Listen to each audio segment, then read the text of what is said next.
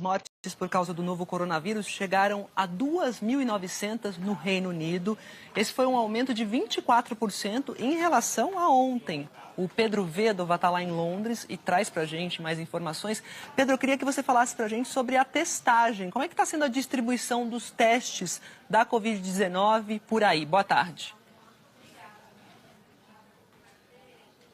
Oi, Maju, um pouquinho de gargalo, né? O Reino Unido vem recebendo críticas por parte da população, dos cientistas também, está falando que está testando muito pouco. Só para a gente ter uma noção, dos 2.000, só foram testes em 2.000 funcionários de hospitais, né? A gente está falando de um universo de 500 mil de profissionais da saúde que estão na linha de frente contra o novo coronavírus, e na população toda foram 150 mil testes, com mais ou menos aí 30 mil infectados confirmados, e isso numa população com 65 milhões de habitantes, né? Então isso preocupa muita gente, porque todo mundo sabe que os testes são a principal forma de você enfrentar essa pandemia. Primeiro, eles ajudam a identificar quem está infectado, afastando essas pessoas do convívio social, e também quem já foi curado, quem já teve o novo coronavírus, e aí você vai permitindo que as pessoas voltem aos seus trabalhos e a sociedade vai sendo destrancada aos poucos. A meta diária do Reino Unido para testar pessoas é de 25 mil testes por dia, né?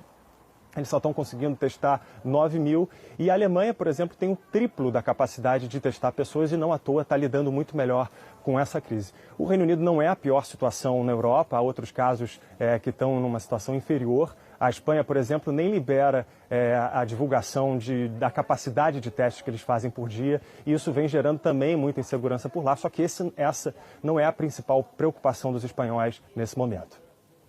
A Espanha bateu o recorde de mortos em 24 horas. Foram 950 pessoas de ontem para hoje e mais de 54 mil estão hospitalizados no país por causa da Covid-19. O total de casos na Espanha pode ser muito maior do que se sabe. Nem todos os doentes estão sendo testados e há informações desencontradas sobre o número total de exames. No dia 15 de março, o governo informou que o país tinha feito 30 mil testes. 6 dias depois, o Instituto Carlos III falou em 350 mil exames no país, 10 vezes mais, o que levantou desconfiança. Há números impressionantes também em outro setor. Foram perto de 300 mil desempregados só em março na Espanha. Quase 900 mil já perderam o emprego desde que o isolamento social começou. Mas o governo fez exatamente o que a OMS recomenda: confinamento para cuidar da saúde e medidas de proteção social para a economia. A Espanha anunciou 2 semanas atrás um pacote de estímulos monumental, o equivalente a mais de 1 trilhão e 100 bilhões de reais para enfrentar o novo coronavírus. É empréstimo barato para empresas e auxílio financeiro para a população. O primeiro-ministro ainda propôs a suspensão do pagamento de impostos e também determinou uma moratória de 3 meses para o pagamento de hipotecas. Pedro Sánchez tenta se defender do maior aumento mensal de desemprego registrado no país. Mas o confinamento vem dando resultado. O ritmo de infecções está se estabilizando, o que indica que o pior deve passar nos próximos dias. A preocupação maior é salvar vidas antes de salvar dinheiro. Olha, uma notícia que vem da Rússia agora: o presidente Vladimir Putin prorrogou o bloqueio parcial do país, pelo menos até o fim do mês. O Putin determinou que as pessoas, trabalhadores não essenciais, fiquem em casa. E aí também só algumas cidades, algumas regiões estão tendo esse bloqueio. Por exemplo, Moscou, a capital, determina que as pessoas fiquem em casa o máximo de tempo possível, que só saiam para comprar remédio, comida e também para ter algum tipo de atendimento médico de urgência. O Putin falou que esse distanciamento já estava ajudando a Rússia a controlar o contágio, a aceleração dos contágios. Maju. Obrigada, Pedro. Do Pedro Vedova em Londres, a gente vai para o Rafael De Angeli lá em Paris, que traz sempre as atualizações para a gente da França. Rafael, boa tarde. Tudo bem, Maju? Boa tarde para você, boa tarde para todo mundo. Antes de falar da França, uma informação importante que foi trazida hoje pelo braço europeu da Organização Mundial da Saúde, que falou que 95% das vítimas aqui no continente europeu tinham mais de 60 anos, ou seja, eram idosos. Mas isso não quer dizer que a Covid-19 não afete os jovens também. Por exemplo, entre 10% e 15% das pessoas infectadas com menos de 50 anos têm sintomas graves ou moderados. Aqui na França, o número de vítimas já passou de 4 mil pessoas. E o governo francês vem usando a mesma estratégia, transferindo pacientes de regiões mais atingidas para regiões menos atingidas. E não somente os pacientes. As equipes médicas também saem de centros maiores para ajudar no combate ao Covid-19 em outros lugares do país. Estima-se que de ontem para hoje, 100 pacientes tenham sido transferidos em helicópteros militares aqui da região de Paris, que é a mais afetada, para outras cidades que têm mais leitos vagos. Sobre testagem, a gente viu o problema no Reino Unido, o problema também acontece aqui na França. No primeiro momento, se testava cerca de 100 pessoas por dia, o que era muito pouco, era muito criticado. Hoje, o número de testes diários é de 10 mil, mas o objetivo do governo francês é ampliar isso cada vez mais, chegar a 30 mil testes ainda nesse mês de abril, no mês que vem 60 mil testes e até junho conseguir testar 100 mil pessoas por dia. Maju? É o mantra da Organização Mundial da Saúde: testem, testem, testem. Obrigada, Rafael. E a Itália acabou de divulgar que foram registradas mais 760 mortes nas últimas 24 horas. São quase 14 mil em todo o país. E com tantas mortes, o governo italiano quer deixar ainda mais rígidas as medidas de distanciamento social. À discussão dos últimos dias, o primeiro-ministro italiano, Giuseppe Conte, respondeu sem a possibilidade de equívoco. Ninguém pode levar criança para passear. Os filhos são autorizados a acompanhar a mãe ou o pai ao supermercado ou à farmácia. No máximo, uma volta no quarteirão. O primeiro-ministro anunciou que o isolamento total no país continua até 13 de abril, mas que provavelmente será prorrogado até 1º de maio. A verdade é que a Itália ainda navega sob tempestade e que o chamado pico ainda não chegou. Nos números de ontem, os casos confirmados cresceram de uma forma um pouco mais preocupante que no dia anterior. Ainda que o número de testes tenha aumentado também, outras regiões fora da Lombardia agora chamam atenção pelo número de casos, como Marche, Toscana e Campania, no sul do país.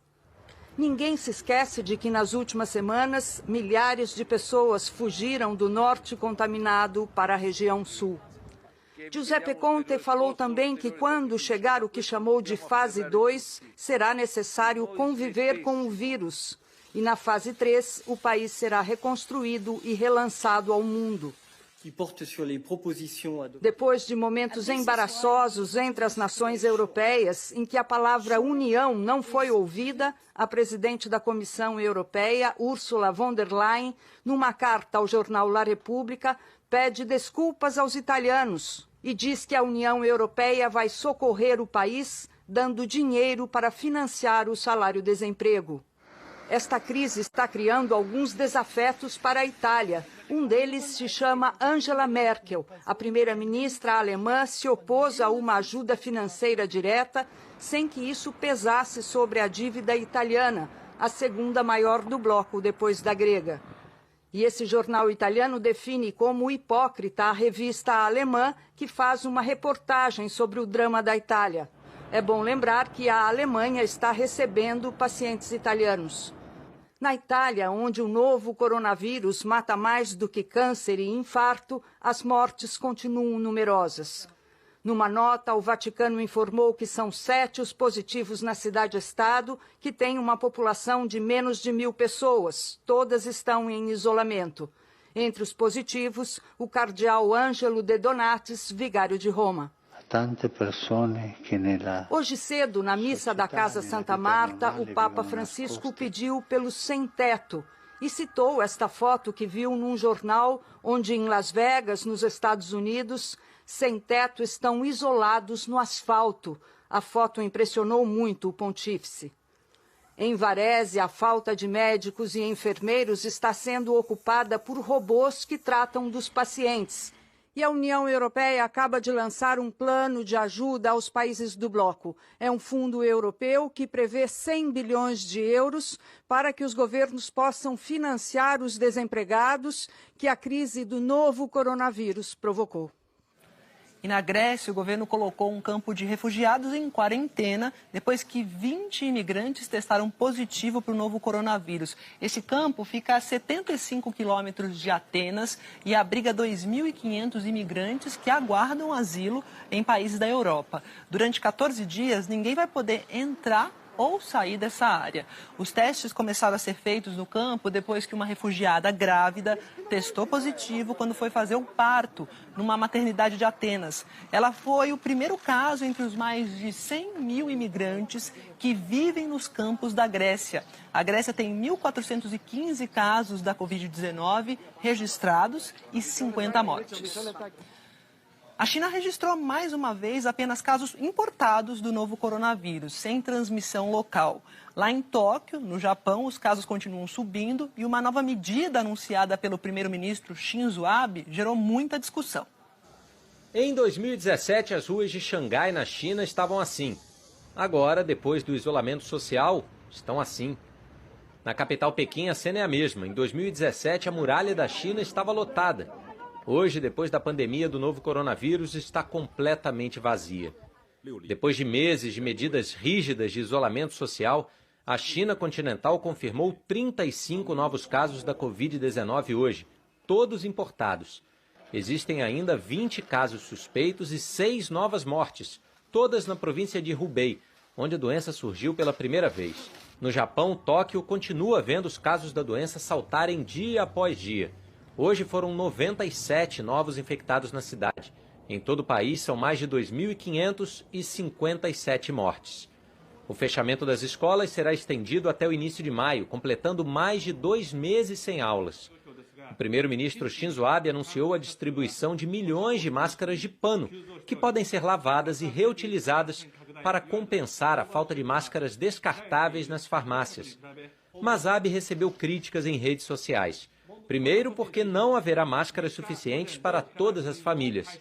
E depois, por insistir em não adotar medidas mais duras para restringir a circulação de pessoas. Se aqui no Japão, apesar dos apelos de alguns governadores, o governo central ainda reluta em adotar o isolamento obrigatório, nas Filipinas o distanciamento social virou caso de polícia. O presidente das Filipinas, Rodrigo Duterte, em discurso transmitido em rede nacional de TV, autorizou agentes de segurança a atirar para matar quem estiver nas ruas desrespeitando o isolamento obrigatório. O país tem convivido com manifestações contra a escassez de alimentos. O parlamento filipino aprovou leis que dão ao presidente mais poder durante o estado de emergência. Até o momento, as Filipinas registram quase 3.000 casos e 96 mortos. Em Israel, o primeiro-ministro Benjamin Netanyahu determinou que os cidadãos usem máscara sempre que saírem em público, mesmo se não tiverem sintomas de gripe. Ele pediu que os festivais religiosos sejam celebrados em família, sem grandes aglomerações. Em Mumbai, na Índia, um homem de 56 anos que vivia na favela de Dharavi morreu por causa da Covid-19. Nessa favela vivem mais de 1 milhão de pessoas. O distanciamento social é crucial para evitar que a doença se espalhe, mas especialistas se preocupam com a viabilidade do isolamento em lugares de grande concentração populacional, como as favelas. O Irã continua a ver os casos do novo coronavírus crescendo drasticamente. Hoje eles passaram de 50 mil. De ontem para hoje, mais 124 pessoas morreram por causa da doença. O total chegou a 3.160. Em cada lugar, essa pandemia chega de um jeito. No Equador, a crise, por conta dela, está afetando também o sistema funerário. Em Guayaquil, famílias aguardam por dias até que os corpos sejam retirados das casas e ruas. A cidade não conseguiu dar conta da demanda em meio ao toque de recolher de 15 horas que está em vigor no país. Essa família explica que já espera há 5 dias para que o corpo de um parente seja retirado de casa. E diz que as autoridades apenas pedem para que esperem, que o problema está sendo solucionado. Que já esperem, que já lo estão solucionando. O governo equatoriano fez uma força-tarefa militar e policial para remover 150 corpos. A região de Guayaquil concentra 70% dos casos confirmados da doença no Equador. Na Bolívia, a região com mais casos da Covid-19 é a de Santa Cruz de la Sierra, onde estão cerca de 750 brasileiros. O consulado da cidade informou que vai começar hoje a levar de volta ao Brasil parte dessas pessoas. 13 ônibus devem entrar no país por Corumbá, Mato Grosso do Sul. O ministro da Educação e Ciências do Paraguai, Eduardo Peta, disse ontem que, apesar de o prazo da quarentena no país terminar em 12 de abril, as aulas não devem ser retomadas antes do mês de maio. Peta afirmou que o retorno às atividades será progressivo e que as aulas serão uma das últimas etapas.